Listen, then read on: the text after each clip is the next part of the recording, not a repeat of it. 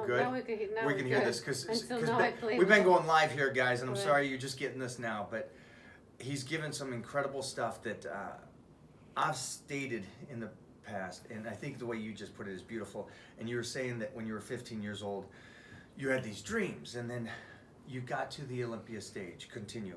Yeah, Your so words. it's this idea of you're 15 years old or however old you are, and you have this aspiration to get somewhere, right? Like I want to make money, or I want to get to the Olympia stage, or I want to be 300 pounds at 4% body fat, whatever it happens to be. You have some external goal outside of yourself, and you spend all of these years stressing over the attainment of these goals. And you finally, if you're very, very lucky, attain those goals, right? Not everyone gets to attain those goals, but many people do. And if you're very lucky, you attain those goals. But you realize oftentimes when you attain your goal, whether it be money or muscle or whatever is material, that anything that's outside of yourself, it's not what you think it's going to be, right? We both know hundreds of like millionaires, multimillionaires, who are not fulfilled. They get the money and they're like, oh, well, this isn't what I thought it was going to be. So now it's a matter of like, your whole life, that spotlight is shining on that end result. You're like, I got to go there and I'm going to be happy at the top of the mountain, right? So you reach the top of this proverbial mountain, then you look around and you go, oh, well, this isn't what I thought it was going to be. So now the journey goes internal, and it's the spiritual journey to realize, like, I'm after fulfillment. I'm not after these external things. I need to fulfill myself as a man and be more self-confident and develop character and all these attributes. I was going to start this whole thing off and go, okay, let me just stay with the basics, what you guys want to hear, and it's let's talk about nutrition, let's talk about training and form and stuff, but what you jumped into was something that's so much more meaningful to me, and I hope we can get this across to them, because your point was this, similar to the story I said, is like when I won the 97 Universe again. There's a picture on the wall. It's ridiculous. So I won the Universe, and my entire life was chasing things. Yeah. And I never lived in the moment. Chasing the external. And in 97 Universe, I won the Universe, and I went backstage and I said to my training partners, oh, yeah, you know what we're going to do for next year? And at that moment, my brother that was there goes, are you serious? That was the 4th time you won it. At what point will you just live in the moment? And I'm sitting there going, well, no, I'm thinking about next year. And he's like, stop. Beautiful. Stop. Right. What is after, what? And I realized that night when I was going to bed, I'm sitting there going, I didn't live in this for 1 second. No. I won the show. I went backstage and said, What's now. Next? What's next? Yeah. What's next? And as soon as I got to California, and Joe Youre brought me down, it was, okay, who can I beat? Who can I outlift? Sure. What show can I win? How many covers can I get? I mean, And there's it never value. stopped. There's value in that, right? That's very much the current way of society. There's value in achieving an accomplishment, right? But it'll never fulfill you, right? Nope. It's nice to beat everybody else and prove to yourself, like, oh, I'm all this confident person, but that's just the ego driving, and ultimate fulfillment, as we both know now, comes in how present can I be in this exact moment and appreciate those little things. And now that we both have kids, that makes you, or hopefully makes you present, right? Or forces you to be present, because that was my slap in the face. It was like, oh, I have to actually start paying attention to these little humans, because it goes by like that, as everyone says. But presence is the goal, man. Presence is the goal. Like, how can I make this workout so focused, so myopic on myself? I'm being the best version of myself right now. How can I face my negativity? How can I face my laziness? How can I face the necessity to be disciplined to be the best version of myself right now? I'm not worrying about tomorrow, because tomorrow doesn't matter. Like, we're not promised tomorrow. That's the cliche, but that's the reality. You're getting killer stuff here, I've got to say, because I learned when I lost my first pup. I got lucky, and I got 2 dogs, my first dogs, and he lived for 15 years, Bunny did. And when he passed, I'm like, wow, that was 15 years and it's over. Right. And it woke me up, and it said, that was gone. And I'm a dog guy. And before I had my baby 9 weeks ago, and I'm still a dog guy, but it woke me up to go, you gotta slow down at some point. And so I learned late in life, and I hope you guys do this as youngsters and start living in the moments and the days. And you said something about, for me, training is that spiritual moment, that battle with myself that I love. And I am so much more present in my workouts in the last 10 years than I ever was. Right. And I gained more by being more present. Instead of Because going you're in... able to take it further, each set further, rather than like being attached to how much do I have to do to make progress. as we said today, it's how little do I have to do with absolute focus and effort in the smallest amount of window to get the greatest amount of result. That's the ideal scenario, I feel, for physique. 100%. Yeah. So I know this is outside the norm, and it's not health and fitness, but it's life that It is, man. it transfers to health and And everyone fitness. listening to this podcast trains. And if you don't use it as a daily opportunity to become the best version of yourself, you're missing out on something. It's not the daily opportunity to build muscle. That is the side effect, right? That's the side benefit. But the true benefit is the person you become in the process, right? And that's my great mentor, Jim Rohn, said that. He's like, don't set the goal to become a millionaire for the money. Set the goal for the person who makes you to become it. And that's beauty. And that's the same in muscle, man. Like, Michael Hearn doesn't become Michael Hearn for the, like, maybe you started for the muscle, but the man you become now is all those struggles you fought along the way, all the trophies on the wall, right? Like, the trophy is only a reminder of the struggle that it took to get there. The trophy is worth $7. Yeah. But the process, the ascension of the mountain is priceless, right? Yeah, who you become during the It's 12 everything. weeks, the commitment you make, and those commitments help in everyday life. Right, building the confidence and the character and the discipline, all those things that people don't have, and that's why bodybuilders are sometimes revered as like, oh wow, they're big and strong. Well, they're big and strong because they put in the work and the discipline, and they have the ability to not cheat on the diet and to follow those things that everyone else can't do. Right. It's not that you can't do it; it's just that people haven't done it. Right? Everyone can 100%. do it. Yeah.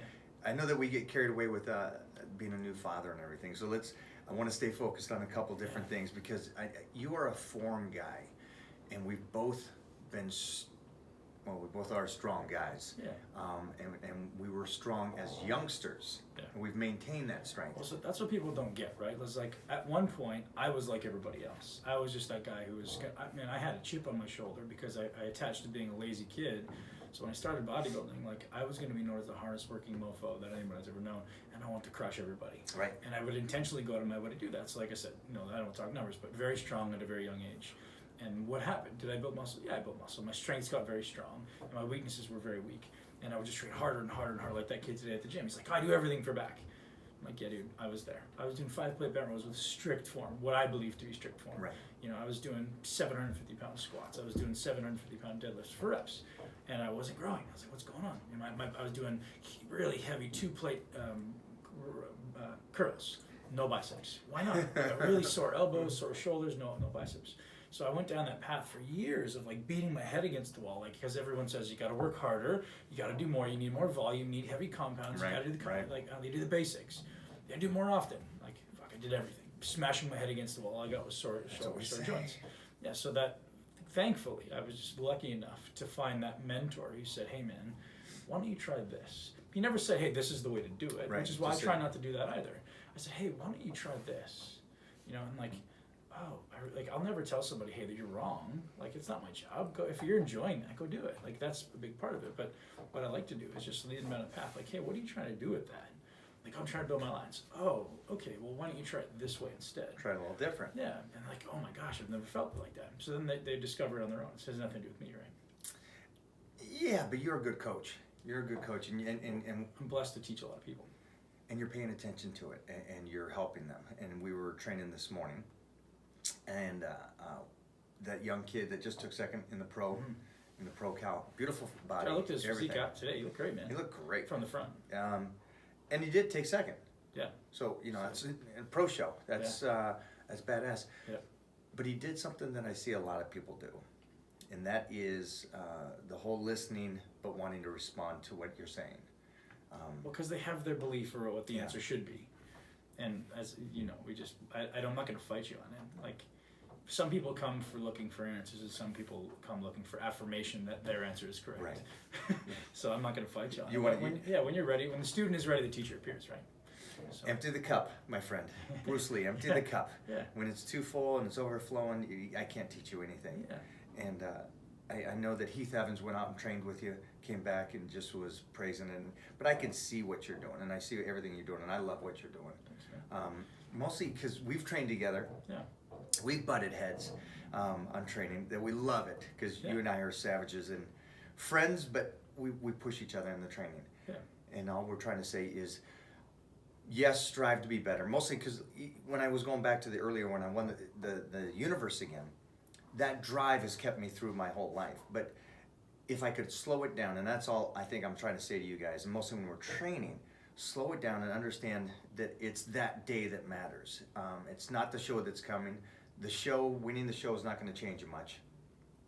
Chasing all It's that. a $7 trophy, man. It's great for 5 minutes, and then you're like, what? It's like when you buy that new pair of shoes. Yep. You're like, God, these shoes are. Or you buy that new like trinket or whatever it is, right? Like that car, like it's awesome. With a girlfriend that you really like, I need to have that girl or whatever, you know. You get it, and then you're like, It's the moments. It's the moments that it's cool, or the moments that you're with somebody. And I know that my pup passed last year, and it was the year I took living in the moment 100%. And she made me forced to live in the moment because I'd do my appearance. We'd get back on Sundays, and we'd shut everything off and shut the phone off and everything. And I'd take her for a swim. I'd take her for a walk, and those are the best days ever. 10 times better than winning the universe, or 10 times better than any of that. And then days when I'm holding my baby now, it's like just that moment of him smiling, my heart smiles, and I'm like, that's what matters. yeah. I think bodybuilders, I'm sure deep down somewhere in there, there's some emotional issue that we're all fighting. And I've never felt love in my life. I didn't know what it was until I had my children. Like I didn't know what it was, and then as soon as you feel that, you're like, oh, wow, like this is amazing, right? And it completely shifts. Now you're not priority number one anymore, like we talked about. Right. You're going from one way down the list. Exactly. I'm like 7 now. That's okay, man. But that's okay, right? You know, we've had our moment in the sun. Now our goal is just to lift them up. Yep. Yeah, man. And The biggest coaching we've ever done. yeah. And I'm doing my best to not coach, right? Like Okay. I'm doing my best to let them learn and experience and let them fall on their face and go, that's a bad idea. I'm just there to like, if they're about to go over the edge, I'm just gonna pull them back. Good. But, Guide them a little. my wife is very much, and maybe not with Mona, but like typically women are a little bit more protective. Whereas Mona, let me just be clear. Mona turned into a lion. I'll Really? walk into the baby's room, and if he's sleeping, and Mona's handling this, so I have no problems or qualms with this. I'll walk into the room, and if he's sleeping, she's like, "Get out," and it's like that like deep voice, "Get out." Well, she wants Whoa. to rest, right? Yeah, because like Yeah. that's her moment of like serenity. Yeah. So they do change. I love it. Oh, I for love sure. that But animalistic. my wife's very protective, but Yeah. I'm the opposite. I'm like, let them go, man. Let them figure. Even fighting, like let them fight. They're gonna figure out where the line is. They have to figure out where the line is, right? Like it's important to realize, like, oh, if I hit them over the head with this, they're gonna hit me back, or I'm gonna get in trouble, or they're gonna be injured. You know, you have to learn those things. And I think a lot of parents prevent their kids from doing that stuff. Are you Canadian? I'm gonna learn. Canadian? Would you hear it? Eh? Hey. Hey. We talked about form, and we talked about when we were younger, we'd just get in there, we'd want more weight than the next guy, more reps than the next guy. And my first training partner was Tom Platz. In California, my first training partner was Tom Platz. It's terrible. Yeah, right. That's the bar. Like Yeah. It's like saying I trained with Dorian to begin with, and then everybody else Right? says I might as well retire. Yeah, it's and Tom and I would do 3.5 hour workouts, and we would just go and we'd do force reps, we'd do drop sets, we'd do heavy, we'd do light, we'd do everything. Dude, I wish I was there. What would we say? What would you say to the young self that went in there thinking, well, if 5 days is good, let me go 6. If 6 days is good, let's go 7. If 1 workout a day is good, let's go 2 workouts a day. If the arms aren't growing, let's double At it. that age, I think it's great. So there's 2 things that I think need to go into building a great physique. And ladies, if there's ladies watching, I apologize. But first you need to learn the skill, and then you need to build the skill, right? I need to build the ability to do the exercise, and then you need to build your balls, because both of those are necessities. Mona has my balls. Right. So took them back. get them back Right. at some point. Right, Okay. so, I mean, there's no doubt that going beyond what you think is physically or mentally capable is a part of the process. But first, you got to be guiding that ship in the right direction, Okay. right? Like running faster and faster in the wrong direction is not going to get you where you want to go. We have to first steer the ship with perfect execution of the skill. And then there's value. And dude, I've done the craziest, stupidest workouts, and I don't take those away. Like, I think those are valuable. I would train with anybody, and still I will. Like, you know, during my career, I would have gone with anybody at any time. You want to go 3 times today? No problem. Like I said this morning, if you would have texted me this morning and said, hey, we're Said doing legs again. I did legs yesterday. I'm like, of course I'll do legs today. Why wouldn't I do legs today? We're sick. It's a workout with We're Mike O'Hara. sick. Why wouldn't I? You know what I mean? So I would do that, because why not? I don't do it for, it's not just about the muscles. Sometimes it's got to be about just like, hey, I need to build my balls. And that's just obviously my way Part of of saying, you got to get strong, man. Mentally, it's not about the body. It's all about the mind. I love that. Yeah. I love that. I have slowed down movements. I've changed form. I have put myself in weak positions to make it stronger. That's it, man. I Strong have, as the weakest link. I believe that it's the range of motion for me. If I can keep that complete range of motion, I can keep doing this for a longer period of time. Mm-hmm. And then I loved that after 41 years of lifting, 41 years, that we did some back contraction today that you taught me, that I learned from you today after 41 years of doing this. So I just want to put that out there, that Thanks, after man. 41 years and being a leader in this industry since 1987, I've been in the magazine. So I've been at the pinnacle, the top of the hill since 1987. And I learned something today that I never learned before. So Thanks, man. I love it. I'm a student of it, and I'm blessed to have great coaches, man. To have great guys who taught me, like, hey, man, you're thinking about this the wrong way, and then they send you down the path to discover yourself. And that's all. You just have to leave the door open to.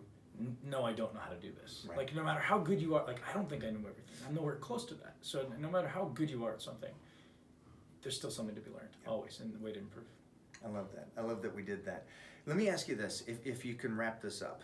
And we talked about, you guys know my approach, that I'm not going to give you a window left open so you can kick it in and make it a door, and then you just go off and go, well, Mike said. No, I didn't. I'm pretty closed on a lot of this stuff. That way you guys don't try to misconstrue something. I said something earlier, and I said, nutrition is everything. And you said, well, no, it's nutrition, training, sleeping, eating, and all this. Yeah, I have what I call my 6 pillars of a lean, healthy, and muscular physique. And I don't think they have equal weight, but I think they all play in, right? So I like how you said it, because I shut people down that way they don't misconstrue what I say. Right, but like you said, man, if I eat chicken and broccoli, and I'm in a really, really stressed state, like I'm panicking and I'm anxious and I'm depressed and I'm angry, whatever, and I'm eating like just chicken and broccoli compared to eating donuts and pizza with a big fucking smile on my face, which is gonna have a better response in your body. I would argue it may actually be the donuts and pizza. Right? Like, if you have this big blissful smile and you're so happy and you're in a loving relationship and you're in a great place, that's a better place to be than angrily shoving So chicken you're and broccoli basically saying into it. Mona and Heath eat correctly. Right. And they live correctly. Because they're always happy. Yeah. And they eat their donuts. Dude, I think it's a big part of it. If you're someone who has to, reluctantly and regrettably shove healthy food into your mouth, don't do it, man. So let me jump there, because this is something I always say, and everybody's on me about waking up at 3 in the morning. And it's worked for me, and I've done this since I had a paper route at 9, 10, 11 years old. I love early mornings, and I wake up without an alarm clock, and I love getting up and training. So my question is, same kind of principle. I get 6 hours a night. That's not recommended. It's 7.5 is recommended. 8 hours. Before you respond on this, hold up. Then you get the guy that sleeps 10 hours, that wakes up with an alarm clock, that hates his life, doesn't want to go to his job, may work out later in the day, but if he's stressed out already, forget it, not this time. Who's growing, who's not growing? Is it me that's getting 6 hours and then loving life and happy and wake up and I want to train? Or the guy getting 10 hours, which is 10 times better than what I'm doing, but then hating life? It's just because time in bed doesn't necessarily equate to quality, just like training, right? That's what I want them to talk about. So it's like, hey, deep sleep and REM sleep, if you're sleeping 6 hours and you're getting 3 hours of deep and 3 hours of REM, or right close to it, those are going to be the most impactful sleep. So someone, I know people who sleep 9.5 hours a night who get 0 deep sleep. So they get to bed, they're anxious, they're stressed, they have a hard time falling asleep, their brain's spinning, they're always... Do you want to explain to them that you just did a course and a lot of study in the last 6 months about this topic itself? Yeah, the autonomic nervous system has kind of been my area of fascination, and looking at heart rate variability and how that is implicated in how the body uses nutrients. So if, heart rate variability is basically this measure of the variability between the time and the heart rate, the time and the amplitude. So let's say, here's the best way to think about this. If I take a really deep breath in, I go, in theory, my heart rate should increase, like, that kind of response, right? My heart rate should go up and respond to the stress around me, so my heart rate goes up, versus if I go, like a slow exhalation, my heart rate should come way down. Yeah. So the responsiveness of your nervous system is how that's kind of measured, right? So if I'm very healthy and my heart rate is very responsive, it'll go up really high when I go, because I want to have that ability to react. I want to have that ability to be stressed. Your body mobilizes energy to run away from a lion or to fight a bear, right? Versus if I go, in one breath, my body should be into this parasympathetically dominant rest and digest state in one breath. So the Russian cosmonaut program shows a divergence from 90 beats if I go with one breath up to 40 beats if I go one breath down. Like there's a huge fluctuation.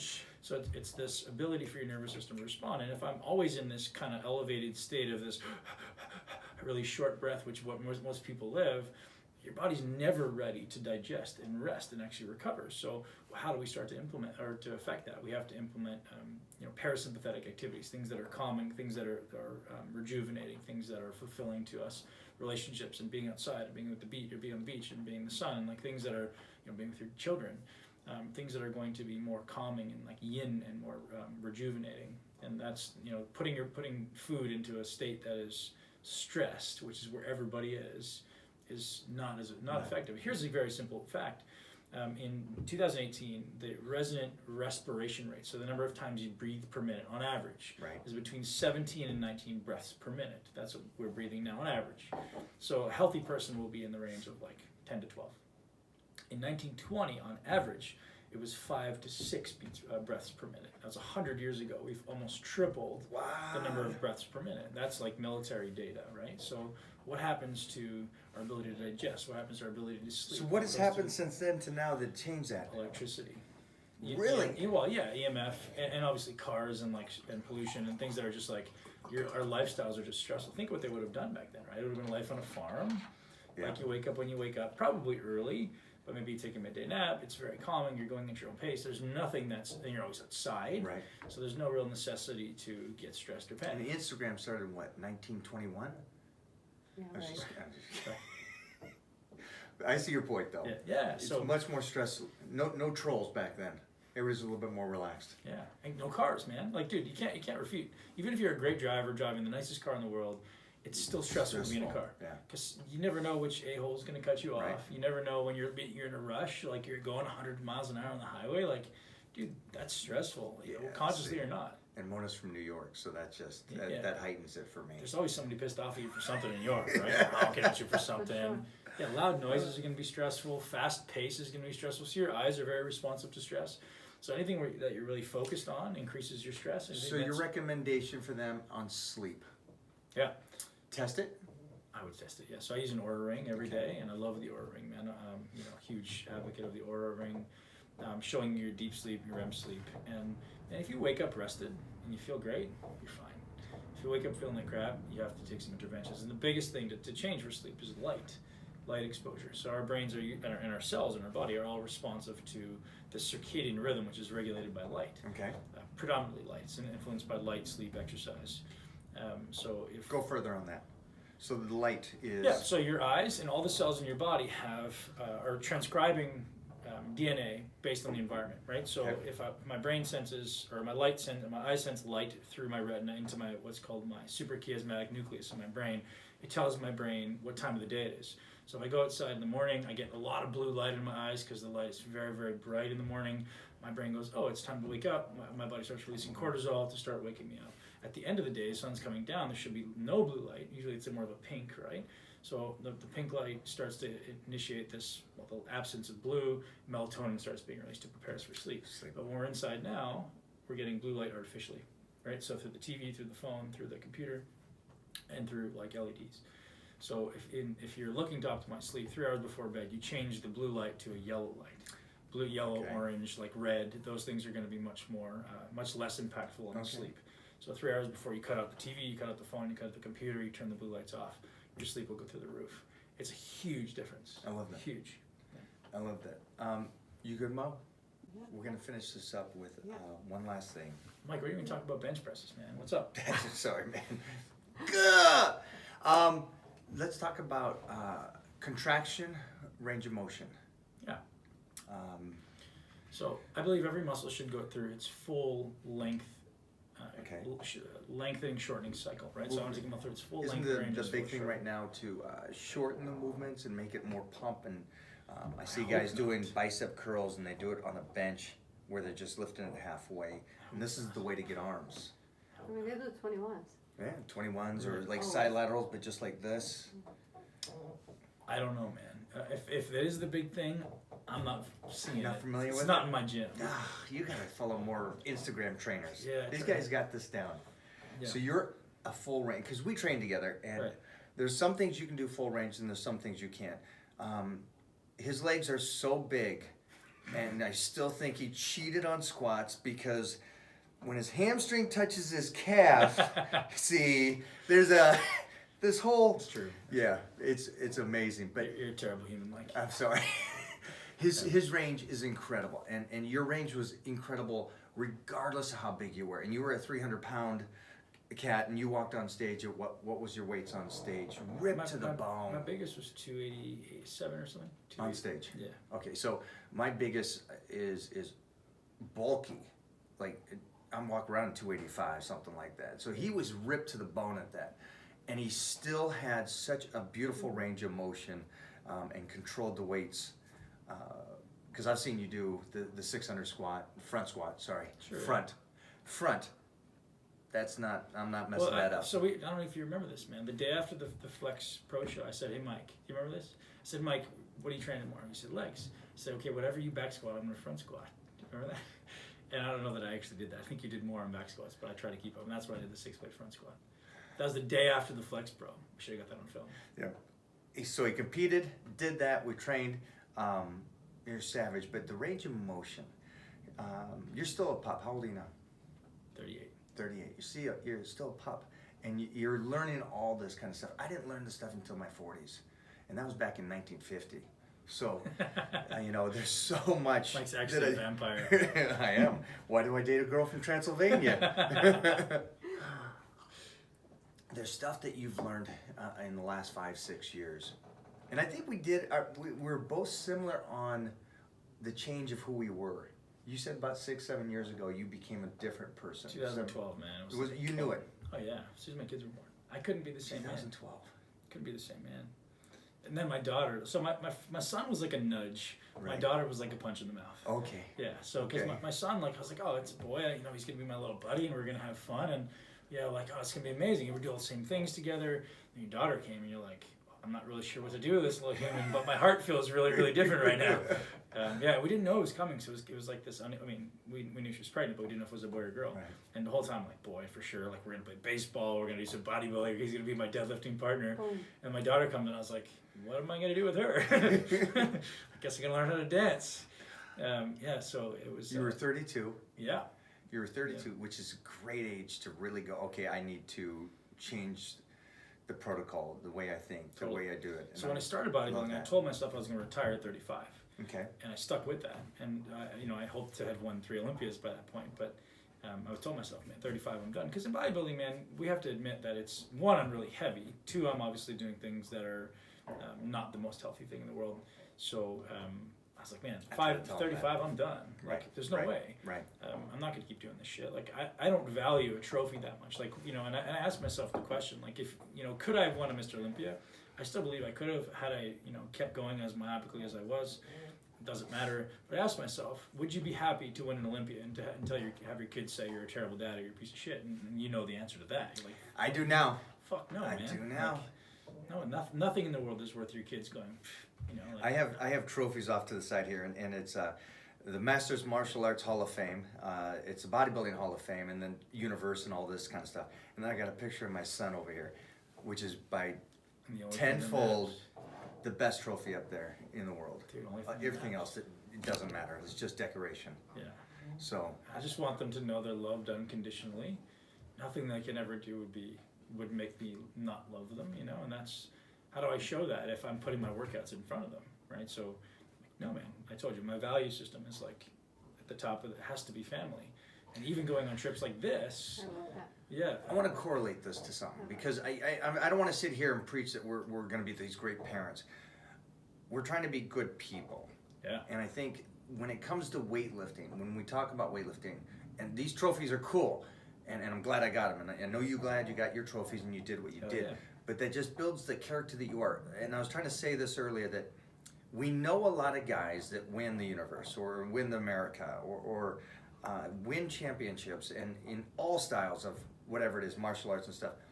There's a small few that continue on after the fact, and those small few, it comes back to the mindset that it's not, bodybuilding didn't make you who you are. You are bigger than bodybuilding. You're creating something that people go, I want to follow you, I want to learn from you. The way you teach and the way you live, I got people in my life like that. It's not that Todd Abrams from Icon. It's the way he is as a person and a father. Right. Makes me value him, not that his company is, or you teaching people makes me go, I can talk to you and I respect your philosophy behind it, but it's you as a person that makes it bigger.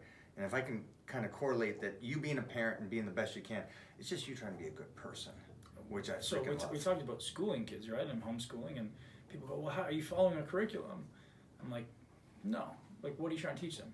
I'm trying to teach them to be good human beings first. Because if you have a good human being, and like if you had 2 job applications in front of you, 2 resumes in front of you, and one was this person who's like stacked as far as their credentials and their education, Everything. and this person is just really motivated, they're a good human being. If they have no experience, or if they have no education, but they're just an amazing, well-driven, well-rounded human being, I'm hiring this person every time. Because I can give them something and go, you have no idea how to do this, but I know you're a great human being who has integrity, you're going to figure it out. Whereas if I have to work with an asshole who's got credentials, I'm not doing that. So like my foundation of education is like, how do we teach them to be thoughtful and caring, and if they say something, they're going to do it, so they have integrity. Like, that's what I teach first, and then after that we're going to teach them out. Like, they're brilliant kids, right, already, but that's not because I shove it in their throat and say you have to do it. It's like, what do you want to do today? You know, so letting them have choice and empowering them a little bit has been a great way to Huge thing. Yeah, man, been great. You give me. That's it for now. I'm gonna come out and hang with you in Florida, get some training in. You like that she loves the sun. If you guys don't know, Mona's behind here and she loves the sun. And I'm a snow guy. I'm from Washington State. I want to ski and be in the cold. So my wife likes the sun. So why don't you guys stay in Florida? And Mike and I'll go do some hunting and some skiing and stuff. And There we go. We're taking the kids though. Yeah, we take the kids. Yeah. Thanks for hanging out. Oh, dude, my pleasure, man. I love it. I love it. That's it, boys. I'll give you all the info to follow this man. Genius, in my opinion. One of the few guys that I can talk to about philosophy of training, and it's so much more than just being strong and muscular.